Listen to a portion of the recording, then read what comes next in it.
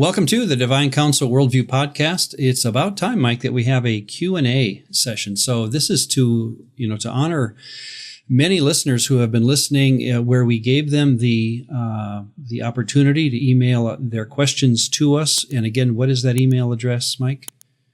It's questions with an S .dcwp at gmail.com. And many of you have. And so what we'd like to do this episode is work through questions and work in our answers as well. And so thank you everyone for what you've done. I had lunch with a fellow worker today at my bank where I work, and he happens to be a DCW listener. And I passed these questions along to him over lunch, and he said, these people think. So I had to agree. Let's just jump right into the first one, and we'll take it from there. I'm going to, in fact, read, if I can, usually as much of the question as I can, just to get the feel of what the person is saying, and then I'm going to summarize it and answer it from there. This is from David. Good afternoon. I'm a graduate student at Liberty University, wrapping up my MDiv. A significant portion of my academic writing has been either directly or indirectly related to the DCW. That's exciting. 3 years ago, I even managed to convince at least one of my professors of the DCW paradigm in my first paper on the topic.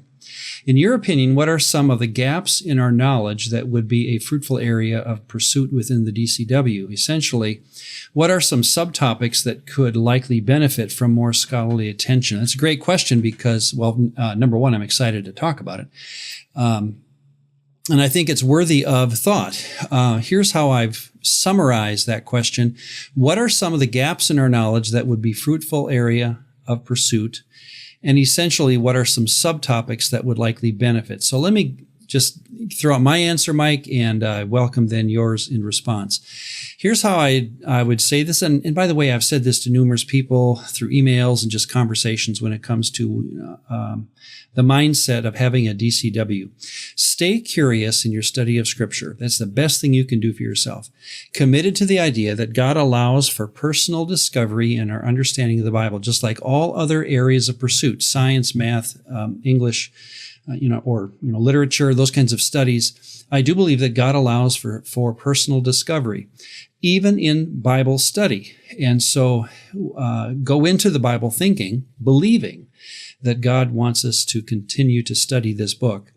And then keep the Bible as your primary source and use the word scholar very sparingly. The reason I say that is because Bible scholar to me is a oxymoron.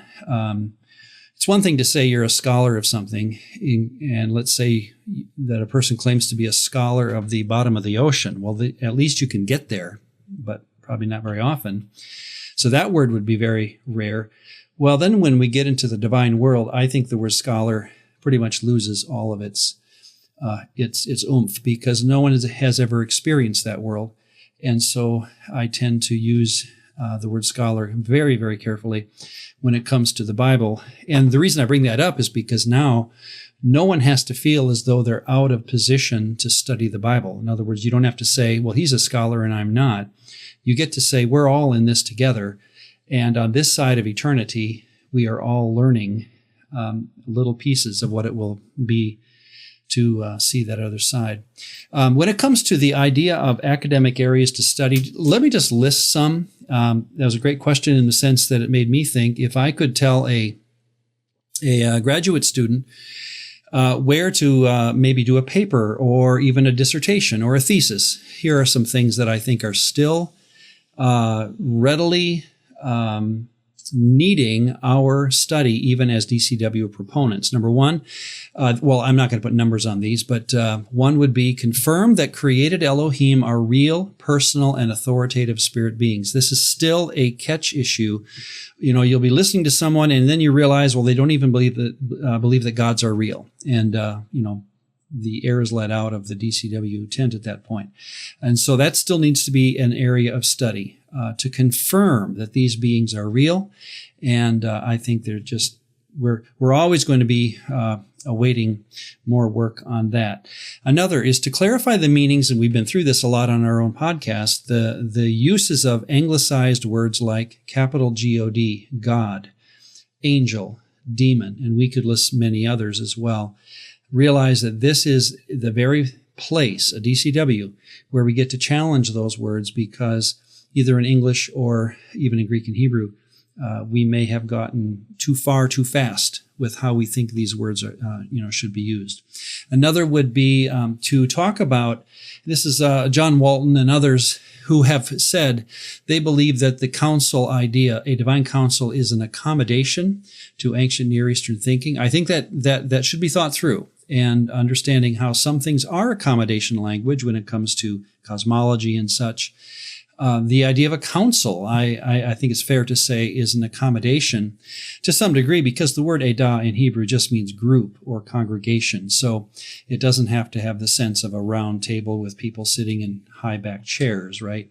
And that's the English word council in our thinking. And yet, so even our title, Divine Council, may have some work to be done to it, because it doesn't sometimes give the English-speaking person a good sense of what we mean. Jump in on any of these, Mike, if you want to add your thoughts too, but otherwise you can give me your list when I'm done here. Another thing we should be thinking about, or another area of study, would be to argue for the ultimate value of reading the Bible left to right. It's what we call contextual reading, and not just the context of the immediate passage, but the context of the Bible in the ancient sense of what would a person have known at the time the writer wrote. I think that is I do believe it's a important part of the DCW worldview, and I still find my Christian friends wanting to apply the Bible to themselves too quickly at times, and what should I get out of this passage mindset? And not that that's wrong, but I think sometimes it leads to a misread of the text. Another one would be, yeah. So I'm curious, because I know for some folks who are more in the systematic theology space, they would push back on this a little bit, because they understand, for example, I'm thinking of one particular scholar, but I don't want to say his name just in case, but I am thinking of one particular scholar who understands that the ancient context, the ancient Near East context is important, for example, and the Second Temple period is important as well. But I think he's hesitant of making that in how he would describe it, his frame of reference.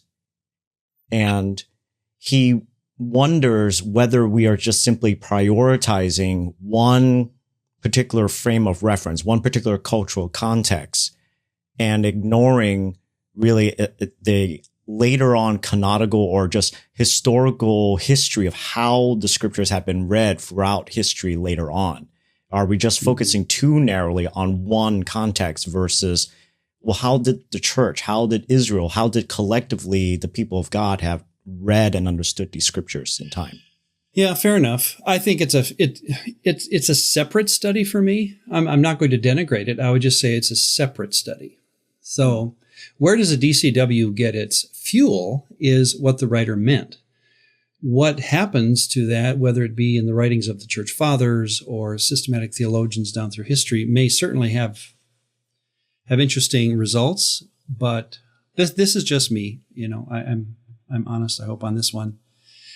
That a system and theology was my thing.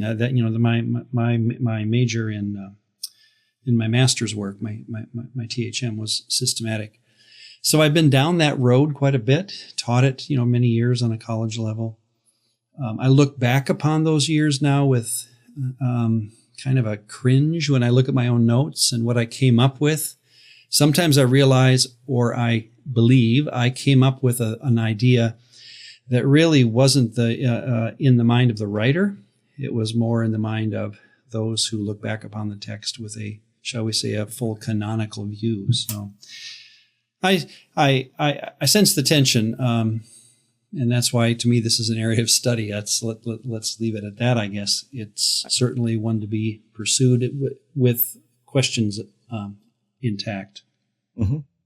Okay. So, another one that, again, I find very needful is to define idolatry, because what's happening is people will read Colossians 3:5, covetousness, which is idolatry. And I've had that quoted back to me numerous times, as though it means that in the New Testament, we can now move idolatry into covetousness, or the 10th commandment. We can swap out the second commandment for the 10th, and now boats, trees, cars, money, and sex can become idols in the Christian vocabulary. And I've always pushed back on that, as you've heard me say it, that let's keep idolatry number 2 in the 10 commandments and keep covetousness number 10, because otherwise we would miss the import of even the last verse of 1 John, which says, brothers, flee from idolatry. To me, what he's talking about there is going down the road in Ephesus and seeing idols, real items that are considered idols in their day. So anyway, that's to me another subject to be pursued if you're doing an academic area of study in the DCW. Another one would be considering what theosis means. Divinization in the ancient Western world, like even an Augustine would talk about the divinization of mankind at death. And we've often used the term theosis in divine counsel thinking. Another is to determine the meaning and the attainment of the gospel. We did this lately in our interview of Matthew Bates and his book on the meaning of pistis, faith, and he takes that to be allegiance or loyalty. Is that a DCW issue? To me it is, and because just of the flow of the story of Scripture and how this works, that it is the God to which you give allegiance or loyalty where salvation is found. And so to me that would be another area to really run down academically. This is just me, but it's been brought up by others too, that the meaning of atonement ultimately becomes part of this discussion of a DCW. Like I say, it's where I've been for years, but that doesn't mean that that everyone who gets involved in a DCW conversation has to get into atonement. But I find it to be very helpful to think in DCW terms and how to read Leviticus, for example, and then apply it to Jesus. That seems to me to be a DCW, at least a question that on an academic level needs to be pursued. And the last one I have before I hand it back to you, Mike, is the meaning of Elohim. What is an Elohim? What is a theos? How do those terms overlap, or how are they different? I think there is some differences in how theos works as opposed to Elohim. Mike and I, Dr. Heiser, differed a little bit on how to define an Elohim, and that's to be expected. Again, no one in the Bible stops and says, here's what I mean. They just use the terms. So fair enough, I hope to say that what is a God, or rather, what is a theos, or what is an Elohim, to me is a fascinating area of academic study within the DCW. Any others, Mike, that you want to add in before we move on to the next question? I think, going back earlier to what you mentioned about, I think you had something regarding about idols and about coveting. Mm-hmm. And I recently, last week, I actually read an article from a friend of ours. Well, she's actually helping us out with the Michael S. Heiser Foundation with the website and everything, Carrie Griffin. And she had this interesting article talking about this research book that came out a couple of years ago. It's titled Other Gods and Idols: The Relationship Between the Worship of Other Gods and the Worship of Idols Within the Old Testament. And it's written by a scholar named Thomas Judge. What was interesting about the article, and I guess it's a summation of his work, was that his research seems to imply that there is a difference in how the Old Testament spoke about gods and idols prior to the fall of the Northern Kingdom. And so thus, like, even when we're reading through the Hebrew scriptures, there is even a shift in the semantic range of what the term idol was naturally like coming up as priority in definition, whether we're talking about pre-fall of the Northern Kingdom versus post-fall of the Northern Kingdom. Okay. I'd have to think about that. I had never thought chronologically through that, but that fits thus as a good area of study within the academic pursuit of a DCW. Yeah, I think it would be a worthy area to look into because, it's usually part of the pushback about divine counsel worldview is, because typically the way that we talk about gods and the worship of other gods is simply, it's just all worthless idols. It's making a silver statue or some sort of statue out of wood. And we all know that those gods don't exist.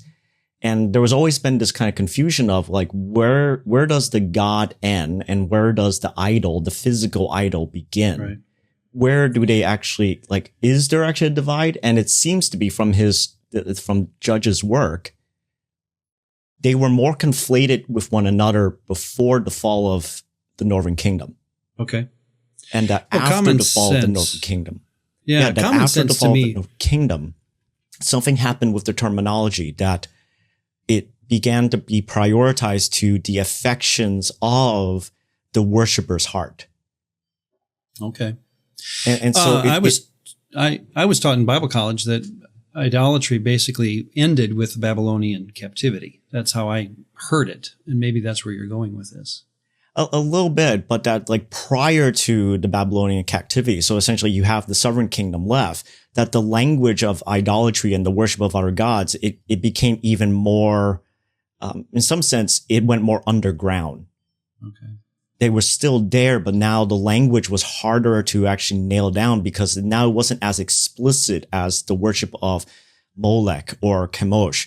But now all of a sudden it's going into a deeper area where it's harder to actually root out. Yeah. Anyways, it was a fascinating article and I'm still thinking through it. It does turn out I actually have the book. So probably that's going to be on my reading list. Well, then it certainly qualifies as an area of academic study. Yeah. So as time moves forward, I hope that people listening will jump on these topics and use them for papers that they're doing in graduate work. The second area maybe that I would just, I would encourage folks to just continue digging into the two powers doctrine and continue to learn a little bit more about what is going on there. Because, you and I, Ron, we don't necessarily agree on exactly how that should be defined, but I would love it if there was more evangelical scholarship that focused on that topic and just trying to get out more of that research. So that would be just a worthy area. I think that, Mike would also have loved people just digging more into. I can warn anyone who's getting into that. It is a deep, deep subject. You're getting into so much there, whether it be traditional rabbinic thought or Old Testament thinking, ancient Near Eastern thinking, there seems to be no end in my estimation from what I'm seeing as to what to study. So yeah, fascinating. Ready for another one? Mm-hmm. This is from Amber, and again, thank you for the question. I found the discussions about the angel of the Lord and Ishmael's covenant very interesting. Dr. Heiser seems pretty comfortable saying, and she's paraphrasing, when you see the angel of the Lord in the Old Testament, it is a pre-incarnate appearance of Jesus. I think he makes an okay argument for it in Unseen Realm, but the emphaticness that he has reminds me of an area with which I am somewhat in disagreement with him. He says, because there is no definite article in front of Satan and Job, for example, it isn't the Satan of the New Testament. And then she goes on to talk about that. I'm actually not going to talk about the Satan discussion, if you don't mind, Mike.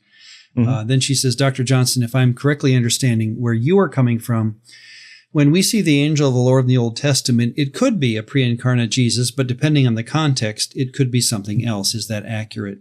I'm wondering if there are any other instances in the Old Testament based on context where you think the angel of the Lord is the pre-incarnate Jesus. And then she also asks about the angel in the Hagar-Ishmael episode. We had said back in the Genesis 16 story that I had offered that this may be a rebellious Elohim that was talking with Hagar. So that's basically the question. I've phrased it this way, summarized it this way in Genesis 28:20. Oops, let me back up. There it is the Malach of Yahweh. In the Old Testament, the pre-incarnate Jesus is the Malach in the Hagar-Ishmael episode, a rebellious Elohim. Where would evil intent or covenant making come in that story?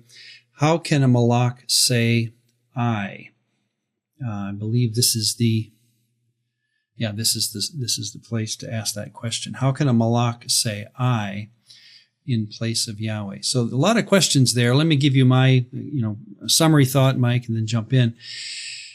A proponent of a DCW, like you and I, and many listening, can go either way on the question of the pre-incarnate Jesus. And by pre-incarnate, I want to be very careful there. What I mean by that is a DNA equivalent of what Jesus had when he walked the earth under, in the New Testament. In other words, Jesus had at least half of Mary's DNA during his earthly lifetime in New Testament, right? So if I'm saying pre-incarnate, do I mean, and well, here's what I think I mean by it myself, that we actually have that version of Jesus showing up in the Old Testament. There, I think we can all say, well, probably not. We're not talking the DNA match that would be in the New Testament. What we're saying is that, and here's where the question can go either way, that the being is somehow Jesus without that DNA, right? The spirit of Jesus or something like that. Here's why. No doctrine, from what I can tell, is affected downstream from this decision.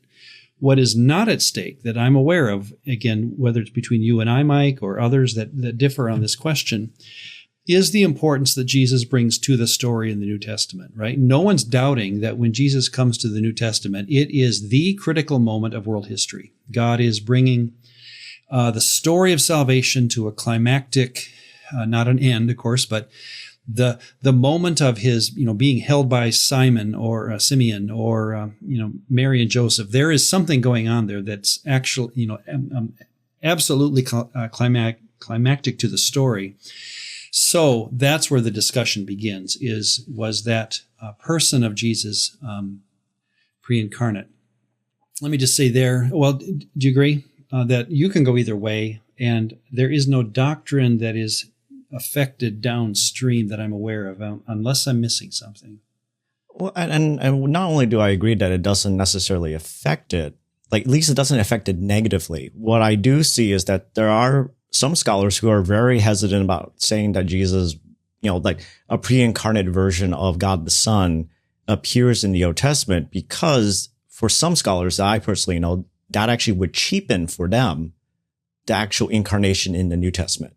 That the seismic, event of God coming in the flesh would almost seem a little bit cheapened a bit. Not necessarily that would, yeah, that it wouldn't necessarily, change it. It just would make it not feel as impactful as, some scholars I've known would actually want it to feel, that it really needs to feel really seismic.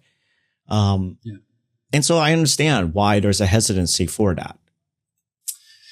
Okay, let me go on to the Malak, and the reason I'm going on is because we have talked about this in previous, podcasts. So hopefully, if a person wants to go back and hear those conversations, they can find them.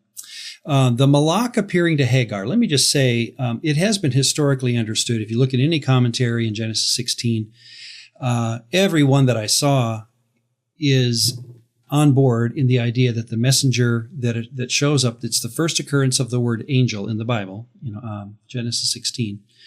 And every commentator I've ever read confirms that, or says that they believe this angel to be a messenger sent by Yahweh. This is what we would call in English an angel, a good angel, one that Yahweh sent. All I meant to say,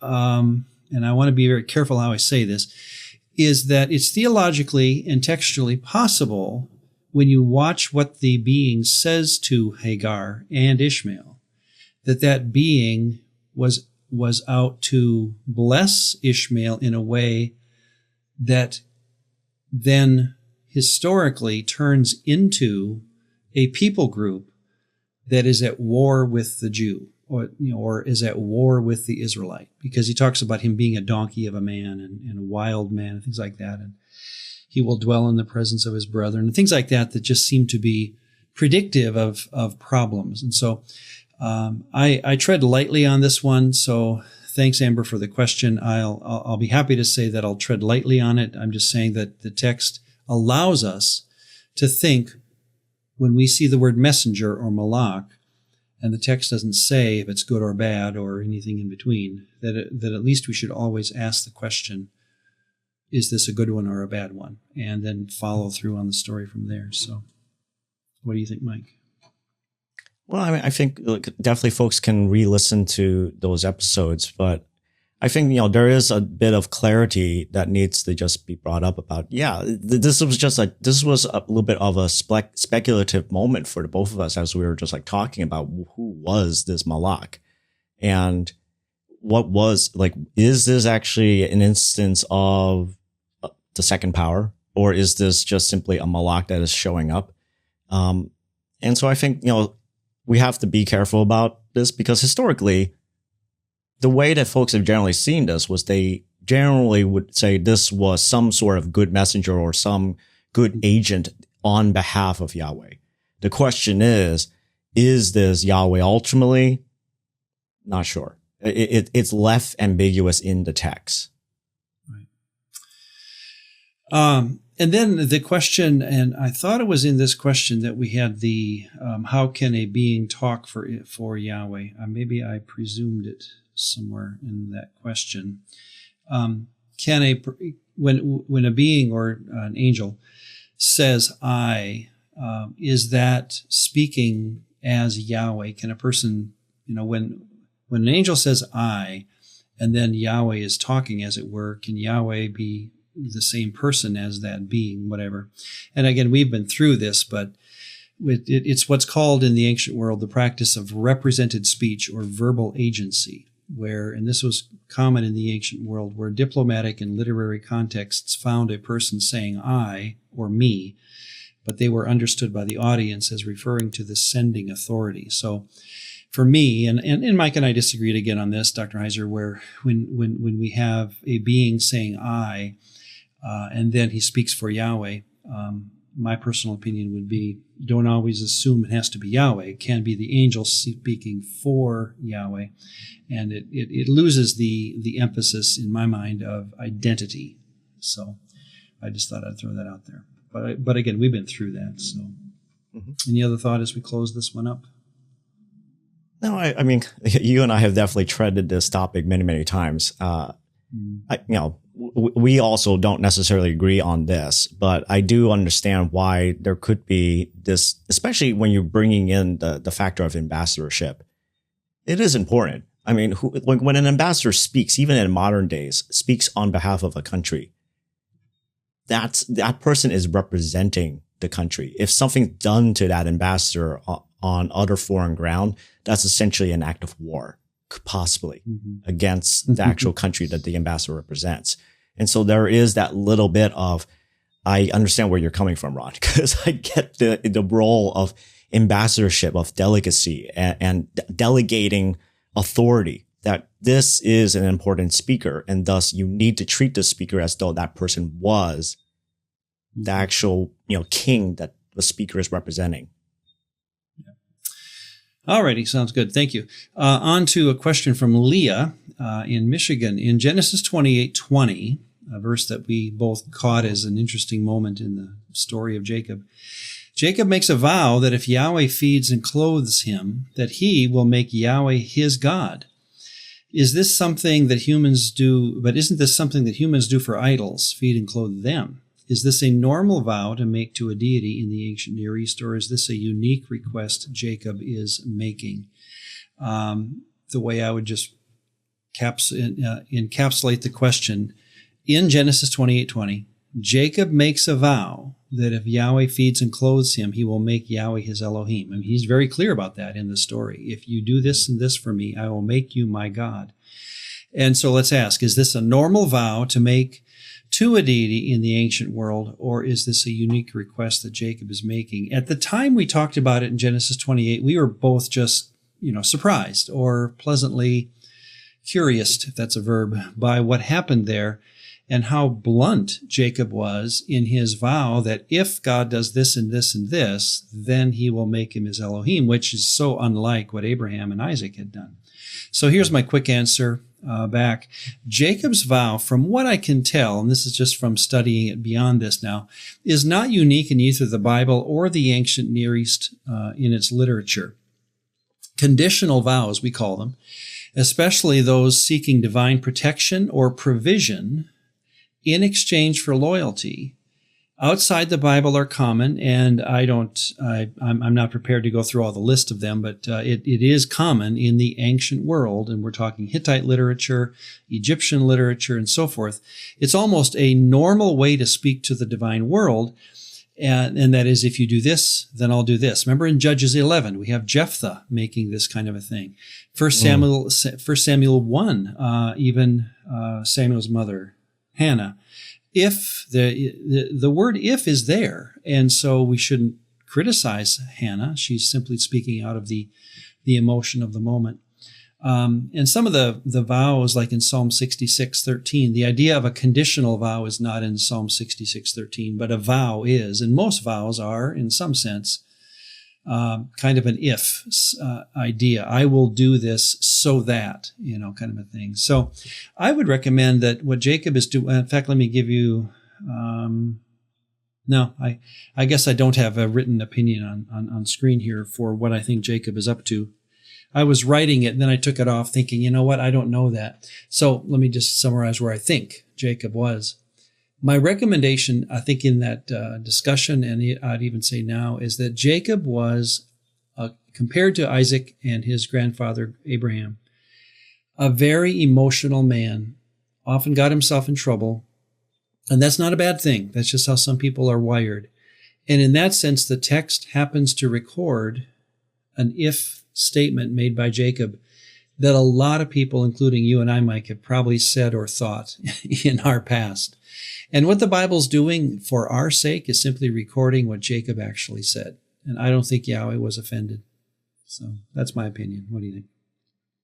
I'm not even sure. I mean, I'm glad you brought up some of the scriptural references, but I guess just from my perspective, that it's not even an ancient Near Eastern phenomenon. It's a human phenomenon. Mm-hmm. There have been countless stories ever since, even after I became a Christian. I've heard other Christians as well who had made similar declarations of if Jesus or God or whoever will actually help me in this circumstance, I'm in a bind, I need help, and something does actually come through, and that person makes good on that vow. They stay loyal to this God. I think that's a very human thing. And that's actually just a very much of, it gives me comfort to know that our God in the past has actually said to come and test him and to test him on these, that he would be faithful, that he would even be more faithful than us. And so to me, this is actually more of just a very human reaction and a very understandable human way of thinking of, I need to see, are you actually going to be faithful and true? Are you rock solid? Are you dependable? And I think what Jacob made is actually a very understandable and very human expression of, I wonder, will you take care of me? Mm-hmm. And that should not be something that anyone should ever feel bad about if that was how they came to their journey of coming to be loyal to this God. And I think that's the big takeaway. Don't ever feel badly if you find yourself in an emotional moment or even in an intellectual, conversation with the Lord, asking the reality of him compared to what you're feeling at the moment. I think we go through that, as you say, it's a human thing every day. There's no way, knowing how weak we are as human beings, to keep a level of hope and trust and faithfulness that just never wavers, right? That's just not the way we're made. So I don't tend to put out fleeces like Gideon did. Hopefully as you grow in faith, you learn to make wise decisions based on what the book of Proverbs would say, and that is do the wise thing. But at the same time, I don't tend to downplay those who have told me of stories of where they just needed God at a certain moment and God met them where they were. To me, those are beautiful stories and stories that should be celebrated. So I would put Genesis 28:20 in that category. It's a fascinatingly beautiful moment where God said, "You want to bet on me on that? I'll take you up on it," and He did. So I'm ready to go on. This is from James. Hi, Mike and Ron. From a DCW perspective, should we see the interplay of human decision and God's sovereignty playing out in unison? I'm fascinated to hear that Ron's particular insights come from a somewhat reformed, quote unquote, past. And that is similar to Mike, by the way. So here's how I would phrase the question. Thank you, James, for it. How should we understand human decision-making and God's sovereignty playing out together? Ron is describing his particular view as coming from a somewhat reformed past, which is similar to Dr. Heiser's, right? We went to the same school, same Baptist background. Now, we differed from the very first conversation I had with Mike in that stairwell, 40-some years ago. We differed, and 5 hours later, I don't remember who won the conversation, but we came at the question differently, and we found it to be the beginning of a friendship where we were thinking through this to the point that we could keep going back and forth. So if Dr. Mike and Ron disagree, what does that mean? I'll just throw this to you, Mike, is that I think this is something that will forever, well, let me read my answer to you as I wrote it to myself. Proponents of a DCW may differ on the subject of divine sovereignty and human freedom, usually, and that's a key word there, not impacting further doctrines downstream. Think of, again, the average Calvinist and Arminian who debate this on friendly terms. When they walk away from each other, they end up living 95% the same. They both order off a restaurant menu as though they have a choice. The Calvinist doesn't look at the restaurant menu and say to the waitress, well, I guess it was already predetermined what I'm going to get. He actually looks at the menu and chooses. So a lot of the arguments that are being made, I think, are flying past each other because we're not talking the same discussion at times. We're making straw men and saying, why would God do this? Why would men do that? And really, we act much the same. We choose what we're going to eat, who we're going to marry, where we're going to live, often on a desire level, and not as though we are trying to follow up with a predeterminism, as it were. So that being said, no one sets out to argue their position as though it's unimportant either. That's why Mike and I argued for 5 hours, because we both knew that if you travel downstream from your view of free will or sovereignty, you end up on some interesting crisis moments or ledges where you have to be talked back. And for Mike, I remember it was that God would preordain someone to become a Christian. That made no sense to him. For me, and I'm sure I used it when I talked with him that night, and I still do, and that's the issue of prayer. Why would I pray for God to do something if I wasn't in my head also believing God has the right to manipulate and control the will of individuals, right? Because most of my prayers are asking God to control or at least influence human free will. And so that's the debate where, we're all debating these big terms, and in the end, we all think we're arguing for something important. And I grant that, but I don't think we end up arguing for things that would actually change the way we get through our day, because we end up, both of us, on both sides of this aisle, we get through our day. So we must have gotten through something that we agree on. What do you think? I think so, and this is probably coming from a little bit of my training at Gordon Conwell.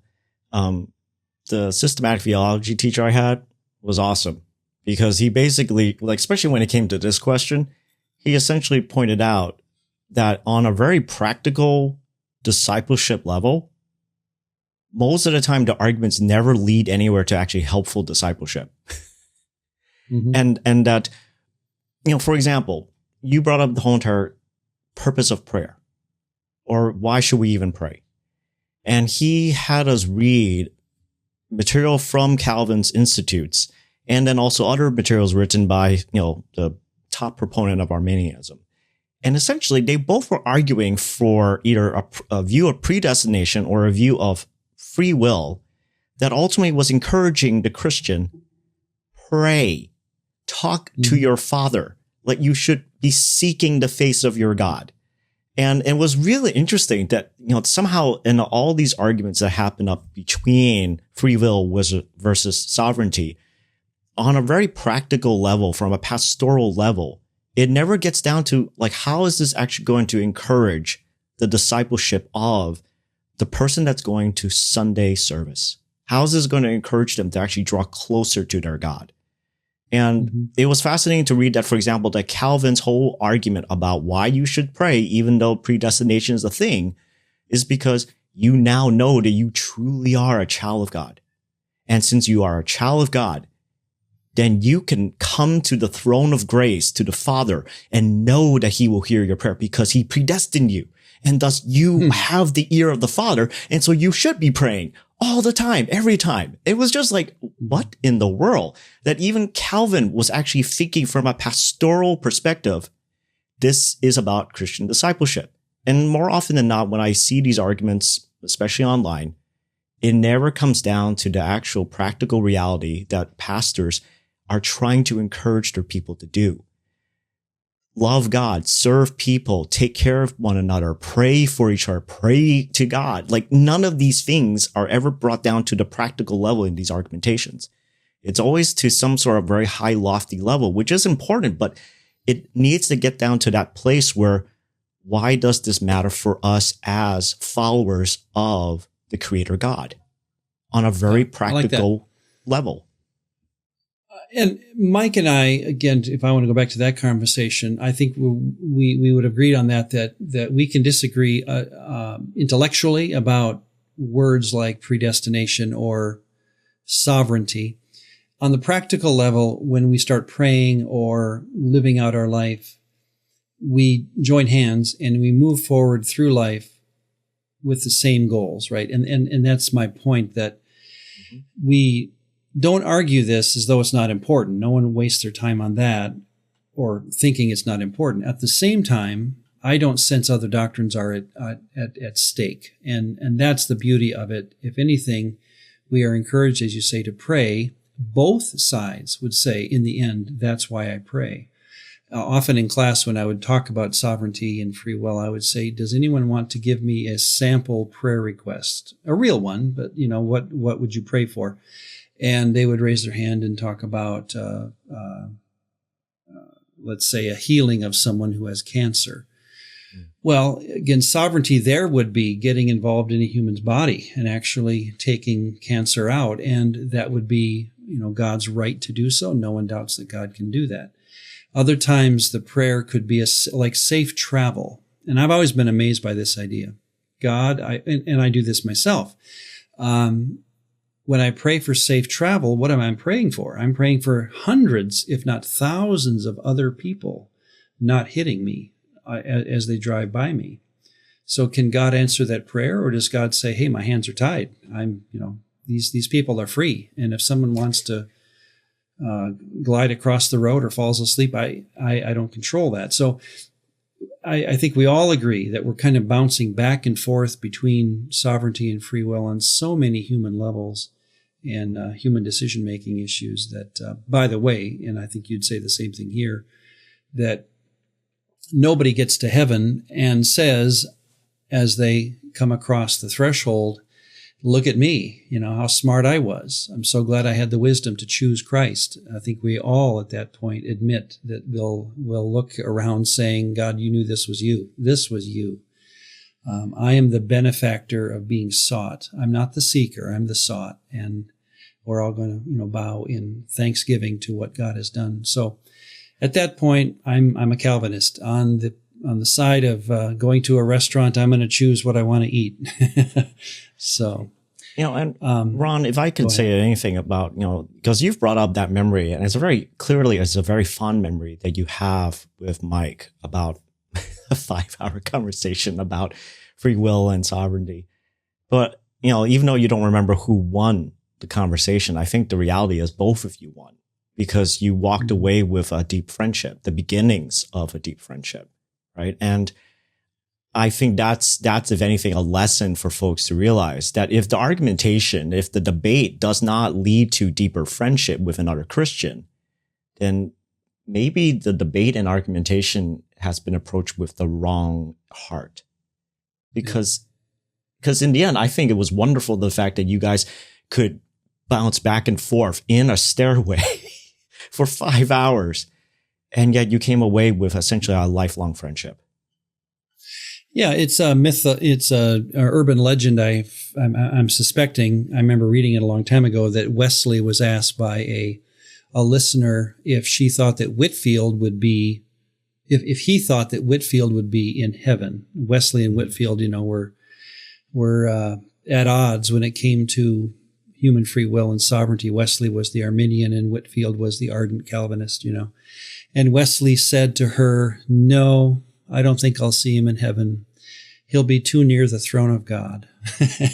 I've always remembered that as being, you can disagree with your theological enemy, but take Wesley's advice there that some people, even though you disagree with them, they're probably too godly to even see him in heaven. Who knows?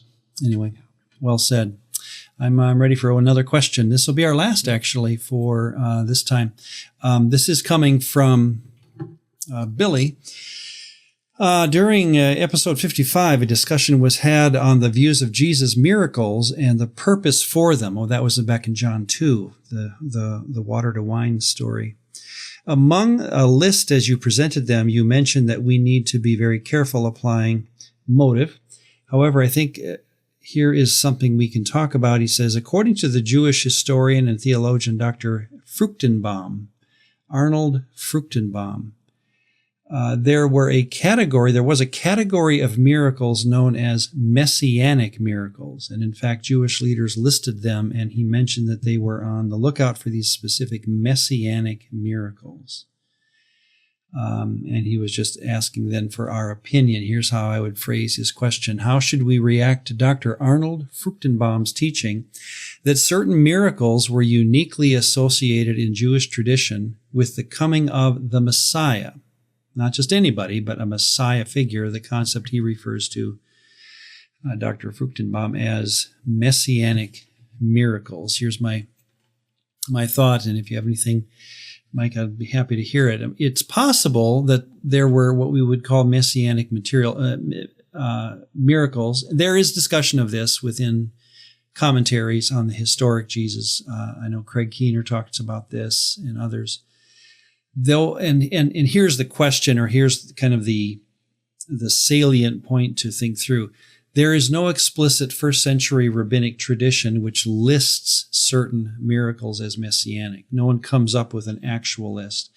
In fact, the idea may have been a later Christian interpretation looking backward upon miracles like the healing of leprosy and the healing of blindness, where, yes, in Leviticus, there is no healing of leprosy. It's considered this disease that you just have, and there's no way out. And so a genetic blindness, shall we say, or genetic issues of healing that Jesus will do. He'll actually it's not like a bad back or a scoliosis or something like that. This is an actual genetic issue that Jesus can reverse, like blindness from birth. And so it's possible to answer the question then, I would say, are there messianic miracles? Maybe. You don't hear people in the text of the New Testament talk about it as a list, so therefore I would be kind of careful. Yeah, I think this always goes back to, like we've seen Christian apologists in years past where they would say this is part of the proof of how you can show that Jesus is the Messiah. And, it's well-intentioned, but I think that there is a little bit of that it takes for granted the assumption that it assumes very much that somehow people had this checklist in the first century of like, well, we'll know when the Messiah is here if this person does this and this and this. And it really seems to be more of, especially in the Gospels where they mentioned that later on the apostles would think back and realize, they would think back about this moment and realize, he fulfills this, he fulfills that. But it wasn't an active list. It was more of like them looking back into the Old Testament scriptures and realizing, wait, this sounds familiar. I think Jesus actually did this part. And just them over time incorporating that into the gospel narratives. But I'm not sure if that was an actual like checklist that anyone had walking around. I think, Dr. Heiser brought up about how there was this little bit of this confusion of who is and what will the Messiah ultimately look like. And he even argued about it in Unseen Realm that this would make sense. Why would God give essentially this blueprint of here is the plan of salvation, how it's going to be accomplished, and how you'll know the Messiah exactly? Because then you're opening that up to the dark powers to also figure that out. And if anything, it seems to be that everyone, including the disciples of Jesus, were confused, that they were not completely clear. Yeah. And it's only after the resurrection, then it became clear something happened. And I think you have even mentioned this before, even on Classes and Awakening, Ron, that it would be decades later as they continually kept thinking about this of like, what did the death of Jesus on the cross do? Mm-hmm. That they would keep on reflecting on it. And then that's just something of the richness of that event. They could keep reflecting and realize something momentous had happened. Yeah. And that's my point about left to right reading of the Bible. Sometimes it's just a turn of a page in our reading of a Bible, but it's 10 years of time, right? So when you turn from Acts 5 through 7 through 10, you're talking years of time. And yet it's easy to overlay Acts 10, the sermon of Peter, onto Acts 2, as though they happened, and it's just, around the corner. Peter happens to preach two different sermons. But I recommend people that when you read Acts 10, that's taken Peter a while to think through something that he didn't say in Acts 2. So that's just one example that when it comes to Jesus' messianic identity and even his miracles, I'm very loath to think, as you were saying, that anyone, including Peter, James, or John, had any kind of a list in their back pocket that they were waiting for Jesus to do and thus say, hey, he's the one. If anything, they figured this out over time, and it was the ascension, really the resurrection and the ascension that Acts is all about. Notice how the argument of Acts is that is what God has done with Jesus. That's the argument of the sermons of Acts.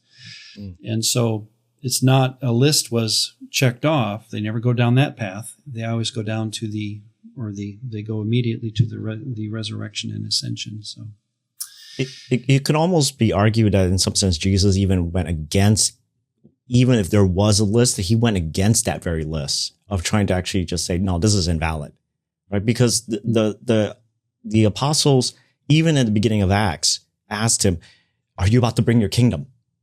And are you about to do this? Are you about to do that? The whole entire moment of Palm Sunday is a reflection again that the people were expecting the Messiah to be a military leader, to stir up an uprising against Rome.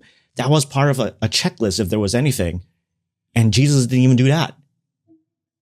And so it seems to be he almost had this agenda to go against what people were expecting a Messiah to do, and showing a different perspective or a different view take on what the Messiah was meant to be. Yeah. Good point. All right. Well, let's close this up then for this hour, and we'll do this again. Have another Q&A, taking questions from everyone. Again, if you have any questions that you'd like to send us, go to or just get online and type in questions.dcwp@gmail.com. That's our address for sending in questions, and we will certainly look at them and put them in our list. So until next time, thank you everyone for listening in, and until we do talk again, may God bless and keep you. Bye-bye.